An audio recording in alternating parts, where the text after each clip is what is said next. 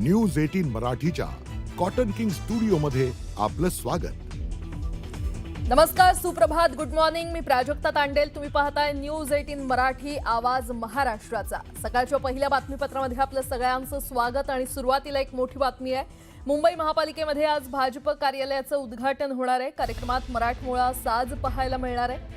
नववारी साडी आणि फेटे यातून नवनिर्वाचित भाजप नगरसेवक आज महापालिकेत मराठी बाणा दाखवणार आहे। यंदाच्या महापालिका निवडणुकीत मराठी अमराठी मुद्द्यावर ही खरं तर निवडणूक लढवली गेली आणि यालाच प्रत्युत्तर देण्याकरता भाजपकडून सुरुवातीलाच मराठी बाणा जपण्याचा प्रयत्न नवनिर्वाचित महिला नगरसेविकांच्या हस्ते मराठमोळ्या पद्धतीने पूजा संपन्न होणार आहे।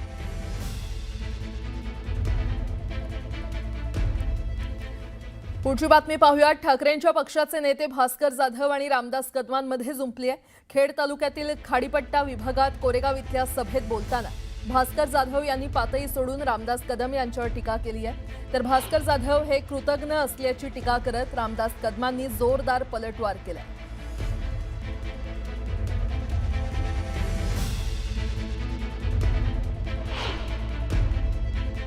हप्ता मारता हप्ता आहे, पण स्वतःच्या पत्नीच्या नावानं असलेल्या बारमध्ये ती माऊली कोणाच्या आगीत नाही, दुगीत नाही, कशातही कुठेही नसते, कुठेही नसते। तिच्या नावानं जो बार आहे त्या बारमध्ये हा काय करत होता माहितीये का तुम्हाला? हा बाया नाचवत होता, बरोबर आहे? हा छमछम छमछम करत होता आणि तो छमछमचा पैसा आला की तो उडवायचा। लाज नाही वाटत तुला? जाधव आता याचा तोल गेलेला आहे। त्याच्या पायाखालची जमीन वाळू घसरलेली आहे। गुहागर मतदारसंघात सगळ्या ठिकाणी त्याला पराभव समोर दिसतोय आणि म्हणून तो कुत्र्यासारखा भोंकायला चालू झालाय।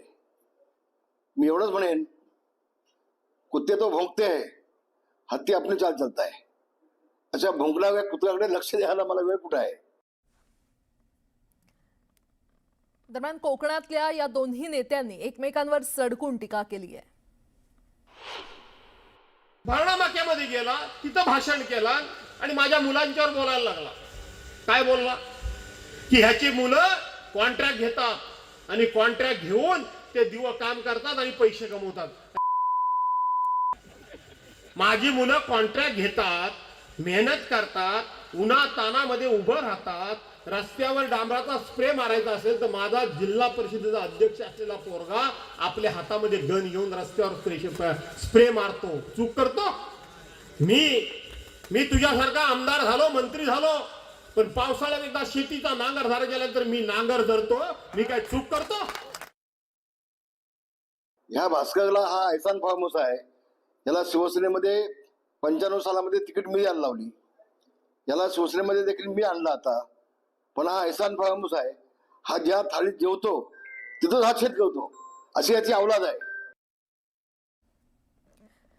बातमीपत्रामध्ये आता पाहणार आहोत सकाळच्या महत्त्वाच्या 100 बातम्या अतिशय वेगवान स्वरूपात सुरुवात करूयात। राज्यसभेत पंतप्रधान मोदींच्या भाषणावेळी विरोधकांनी गोंधळ करत सभात्याग केला। भाषणातून मोदींनी राहुल गांधींसह काँग्रेसवर जोरदार हल्लाबोल केला।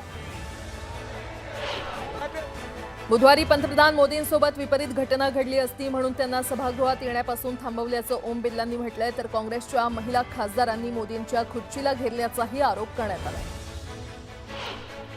ठाकरेंची शिवसेना शनिवारी मुंबईसाठी महापौर पदाचा अर्ज दाखल करणार आहे। सर्व नगरसेवकांना पालिका मुख्यालयामध्ये उपस्थित राहण्याच्या सूचना देण्यात आल्या आहेत। न्यूज 18 मराठीला सूत्रांनी ही माहिती दिली। नाशिकमध्ये शिवसेना आणि मनसेची नवी आघाडी झाली आहे। मनसेला सोबत घेतल्यानं एक सदस्य स्थायी समितीवर वाढणार आहे। छत्रपती संभाजीनगरमध्ये भाजपनं गटनोंदणीची प्रक्रिया पूर्ण केली आहे। गटनेतेपदी गोविंद केंद्रेंची निवड करण्यात आलेली आहे। दरम्यान महापौरपदी कुणाची निवड होणार हे पाहणं महत्त्वाचं ठरणार आहे। चंद्रपूर भाजपकडून महापौर आणि उपमहापौर पदासाठी उमेदवारी दाखल करण्यात आली आहे। महापौर पदासाठी संगीता खांडेकर आणि उपमहापौर पदासाठी संजय कंचलवारांचा अर्ज दाखल करण्यात आला। अमरावती महापालिकेचे अनेक वर्षांपासूनचे बंद असलेलं दालन आता उघडणार आहे। अमरावती महापालिकेचा महापौर ठरणार आहे। महायुतीमध्ये भाजपचा महापौर होणार आहे, तर उपमहापौर युवा स्वाभिमान पक्षाचा केला जाणार आहे। मुंढवा जमीन घोटाळ्याप्रकरणी पार्थ पवारांना क्लीन चिट नसल्याचं चंद्रशेखर बावनकुळे यांनी म्हटलंय, तर खारगे समितीचा अहवाल पूर्ण झालेला नसल्याचंही बावनकुळेंनी म्हटलंय. बारामतीमध्ये विद्या प्रतिष्ठानच्या मैदानात अजित पवार यांचं स्मारक होणार आहे. विद्या प्रतिष्ठानमध्ये पवार कुटुंबियांची याबाबत बैठक झाली आहे. पार्थ पवार आणि जय पवारांसह श्रीनिवास पवारांकडून स्मारकाच्या जागेची पाहणी करण्यात आली. 9 तारखेनंतर सगळ्या गोष्टींवर स्पष्टपणे बोलणार असल्याचं रोहित पवार यांनी म्हटलंय, तर विमानात काय झालं सगळ्या गोष्टी मांडणार असल्याचंही ते म्हणाले. सध्या कुटुंबात कुठलीही राजकीय चर्चा नसल्याची माहिती त्यांनी दिली. मालेगाव महापालिकेत सत्ता स्थापनेसाठी एमआयएमचे स्थानिक नेते आणि वरिष्ठ नेत्यांमध्ये मतभेद असल्याचं समोर आलंय. ओवैसींसोबत झालेल्या बैठकीनंतर नेत्यांनी तटस्थ राहण्याचा निर्णय घेतलाय.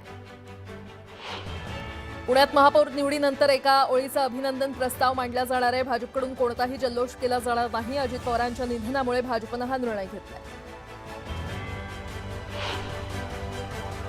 आता एक सविस्तर बातमी. माहीमच्या बँक ऑफ महाराष्ट्रमध्ये अमराठी कर्मचाऱ्याची मुजोरी पाहायला मिळाली आहे. ग्राहकांशी उद्धट बोलणाऱ्या कर्मचाऱ्याला मनसे पदाधिकारी जाब विचारण्यासाठी गेले होते. तेव्हा मी मराठी बोलणार नाही, तुम्हाला काय करायचं ते करा असं म्हणत हा कर्मचारी मनसेनं त्याला हिसका दाखवताच त्याचा माज उतरलाय. या कर्मचाऱ्यानं मनसेकडे माफीनामा सादर केलाय. या माफीनामा स्वीकारत मनसेनं या कर्मचाऱ्याला बाराखडीचं पुस्तक भेट दिलं.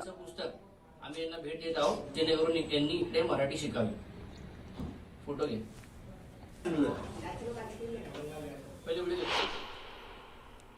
मराठीत नाही म्हणणार नहीं आती मुझे. का? हिंदी आती. नोकरी कुठे करताय? Bank of Maharashtra. मराठी का नाही? मराठी का नाही? गवर्नमेंट मराठी का येत नाही मला ते सांगा. It is a nationalised bank. Marathi काय? कुठे नोकरी करताय? Bank of Maharashtra. Bank of महाराष्ट्रामध्ये मुंबईमध्ये नोकरी करताय. मग तुम्ही मराठी का येत नाही? हिंदी. महाराष्ट्रामध्ये राहावं लागेल तर मराठी शिकावी लागेल. का नाही? एक मिनिट थांबा, तुम्ही आता थांबा. का नाही? का नाही? का नाही? मराठी बोलावं लागेल. Where it is written. काय नाही? अच्छा, रिटर्न मध्ये पाहिजे. ठीक आहे, तुम्हाला दाखवतो. जय महाराष्ट्र. मी अनिश खंडागळे, महाराष्ट्र नवनिर्माण सेनेचा चिटणीस. मी आता बँक ऑफ महाराष्ट्र माहीम मध्ये उभा आहे आणि हा जो माणूस आहे इथला एका आमच्या म्हणजे बँकेमधला कोणी व्यक्ती लोन घेण्यासाठी गेले होते, त्यांच्यावरती दादागिरी करतोय. आणि प्लस दादागिरी करतोय. तो बोलतोय की तुमची भाषा उद्धट आहे आणि स्पष्ट बोलतो मला मराठी येत नाही. काय मराठी येत नाही? बरोबर ना? आणि बोलतो मराठीमध्ये मी बोलणार नाही. महाराष्ट्र नवनिर्माण सेनेच्या वतीने यांना आम्ही दाखवून देतो. आता काय होईल? मराठीत नाही म्हणणार नहीं आती मुझे. का? हिंदी आती. नोकरी कुठे करताय? Bank of Maharashtra. मराठी का नाही? मराठी का नाही? गवर्नमेंट मराठी का येत नाही मला ते सांगा. It is a nationalised bank. Marathi काय? कुठे नोकरी करताय? Bank of Maharashtra. बँक. पुन्हा एकदा बातम्या पाहणार आहोत वेगवान स्वरूपात. मराठी बोलणार नाही, काय करायचं ते करा. माहीमधील बँक ऑफ महाराष्ट्रमध्ये अमराठी कर्मचाऱ्यानं मुजोरी केली आहे. मनसेनं दणका देताच त्यानं माफीनामा देखील सादर केला. बोरिवली पश्चिम परिसरात अनधिकृत फेरीवाल्यांवर कारवाई केली आहे. कारवाईवेळी एका विक्रेत्यानं पोलिसांना धक्काबुक्की केली, यामुळे विक्रेत्याला पोलिसांनी अटक केली. नायगावच्या टिवळी परिसरात जमीन घोटाळा झाल्याचं समोर आलंय. बनावट कागदपत्रांच्या आधारे 65 एकर जमीन हडपण्यात आली आहे. या प्रकरणात बिल्डर हेमंत पाटील आणि धर्मेश शहासह 4 गुन्हा दाखल करण्यात आलाय. उल्हासनगरमध्ये एका चोरानं अनेक दुकानांमध्ये चोरी केली आहे. चोरीची घटना सीसीटीव्हीमध्ये कैद झाली आहे. चोरीच्या घटनांमुळे व्यापाऱ्यांनी संताप व्यक्त केला. पोलिसांकडून सीसीटीव्हीच्या आधारे चोरट्याचा शोध घेण्यात येतो. मीरा भाईंदरमध्ये घोडबंदर रोडवर भरधाव ट्रकनं दुचाकीला धडक दिली आहे. या अपघातात दुचाकीस्वाराचा जागीच मृत्यू झालाय. रस्ता अरुंद असल्यानं वारंवार होणाऱ्या अपघातांमुळे नागरिकांनी संताप व्यक्त केलाय. तातडीनं उपाययोजना करण्याची मागणी करण्यात आली. थायलंडमध्ये पार पडणाऱ्या जागतिक मास्टर्स स्पर्धेकरता मुंबई पोलीस दलातील विलास काकड यांची निवड करण्यात आली आहे. पोलीस हवालदार विलास काकड यांनी मास्टर्स गेममध्ये 3 सिल्वर आणि 1 ब्रॉन्झ पदकाची कमाई केली आहे. नुकताच सीएसएमटी पोलीस दलातर्फे त्यांचा सत्कार करण्यात आला. मेघालयात कोळसा खाणीमध्ये स्फोट झालाय. स्फोटामध्ये 18 जणांचा मृत्यू झाला तर अनेक जण खाणीत अडकल्याची भीती आहे.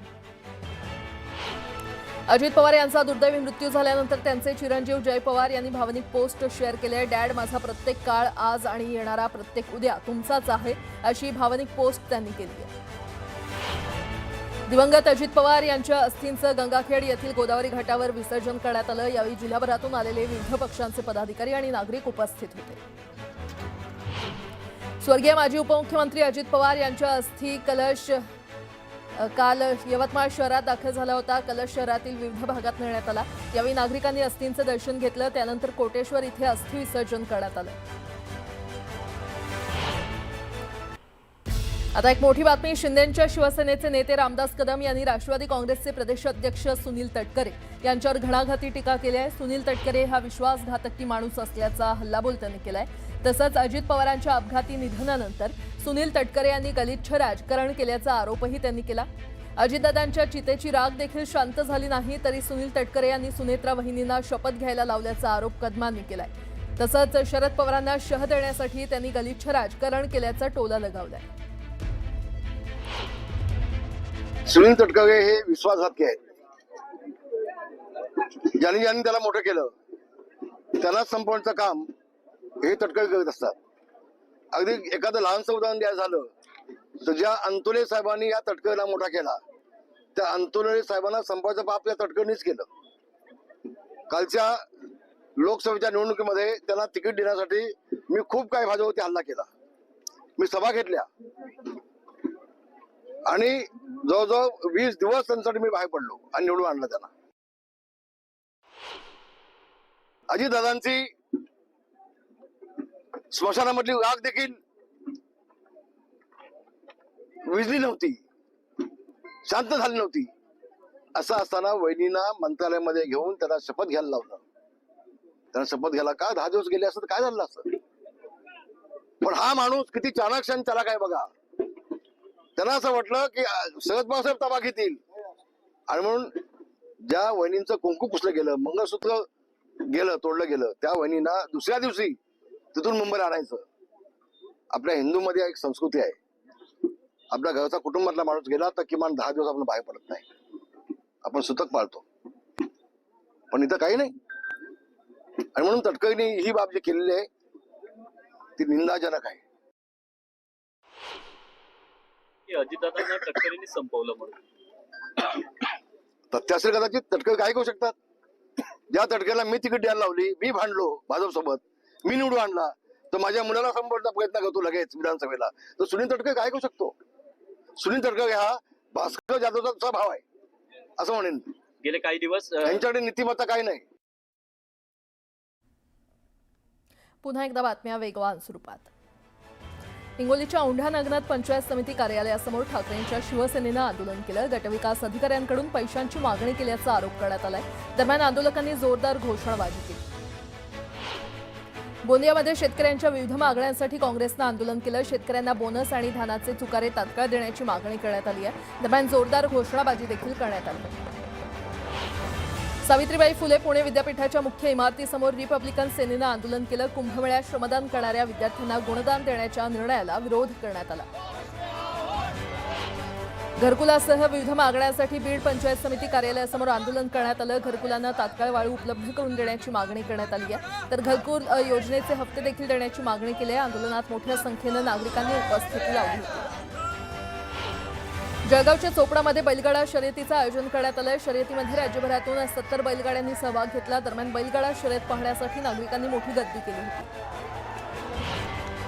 पुणे बंगळुरू महामार्गाच्या विस्तारामुळे रस्त्याच्या कडेला असणाऱ्या एका जुन्या वाड्याच्या झाडाची तोड करण्याचा निर्णय घेण्यात आला होता. हा जुना वृक्ष असल्यानं कराड तालुक्यातील शिरगावच्या ग्रामस्थांनी या वृक्षाची पुनर्लागवड करण्याचा निर्णय घेतला. त्यानंतर गावातील स्मशानभूमीजवळ याची पुनर्लागवड केल्यानंतर 3 महिन्यानंतर पुन्हा बहरलाय. याकरता धैर्यशील पाटील आणि ग्रामस्थांनी मोठी मेहनत घेतली.